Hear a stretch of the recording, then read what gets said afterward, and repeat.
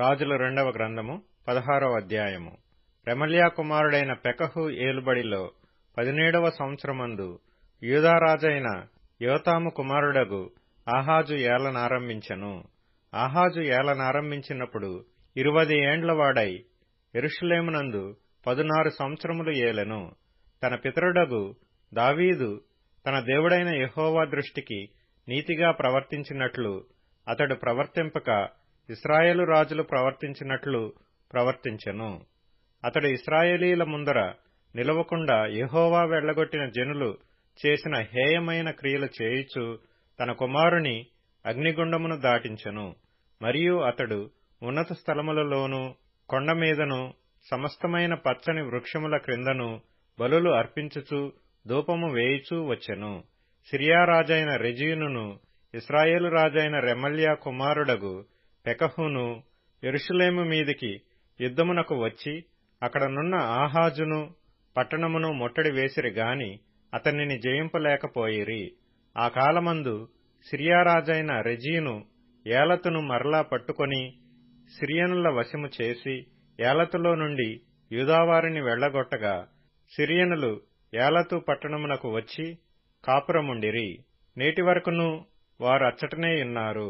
ఇట్లుండగా ఆహాజు యెహోవా మందిర సంబంధమైనట్టియు రాజనగరు సంబంధమైనట్టియు సామగ్రులలో కనబడిన వెండి బంగారములను తీసుకొని అష్షూరు రాజునకు కానుకగా పంపి, నేను నీ దాసుడును నీ కుమారుడనై ఉన్నాను గనుక నీవు వచ్చి నా మీదకి లేచిన సిరియారాజు చేతిలో నుండియు ఇశ్రాయేలు రాజు చేతిలో నుండియు నన్ను రక్షింపవలనని అష్షూరు రాజైన తిగ్లత్పిలేసెరు నొద్దకు దూతలనంపగా అష్షూరు రాజు అతని మాట అంగీకరించి దమస్కు పట్టణము మీదికి వచ్చి దాని పట్టుకొని రెజీనును హతము చేసి ఆ జనులను కీరు పట్టణమునకు చెరదీసుకొని పోయెను.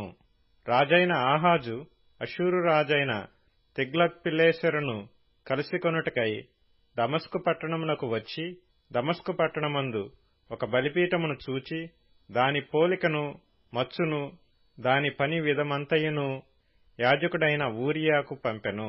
కాబట్టి యాజకుడైన ఊరియా రాజైన ఆహాజు దమస్కు పట్టణము నుండి పంపిన మచ్చునకు సమమైన యొక్క బలిపీఠమును కట్టించి రాజైన ఆహాజు దమస్కు నుండి తిరిగి రాక మునుపే సిద్ధపరచెను. అంతట రాజు దమస్కు నుండి వచ్చి బలిపీఠమును చూచి ఆ బలిపీఠమునొద్దకు వచ్చి దాని ఎక్కి దహనబలిని నైవేద్యమును అర్పించి పానార్పణము చేసి తాను అర్పించిన సమాధాన బలి పశువుల రక్తమును దానిమీద ప్రోక్షించెను. మరియు యెహోవా సన్నిధినున్న ఇత్తడి బలిపీఠమును మందిరము ముంగిటి స్థలము నుండి అనగా తాను కట్టించిన బలిపీఠమునకును యెహోవా మందిరమునకును మధ్య నుండి తీయించి తాను కట్టించిన దాని ఉత్తర పార్శ్వమందు దానిని ఉంచెను. అప్పుడు రాజైన ఆహాజు యాజకుడైన ఊరియాకు ఆజ్ఞాపించినదేమనగా, ఈ పెద్ద బలిపీఠము మీద ఉదయము అర్పించు దహన బలులను సాయంత్రమున అర్పించు నైవేద్యములను రాజు చేయు దహనబలి నైవేద్యములను దేశపు జనులందరూ అర్పించు దహనబలి నైవేద్యములను పానార్పణములను దహించి ఏ దహనబలి జరిగినను ఏ బలి జరిగినను వాటి పశువుల రక్తమును దానిమీదనే ప్రోక్షింపవలెను.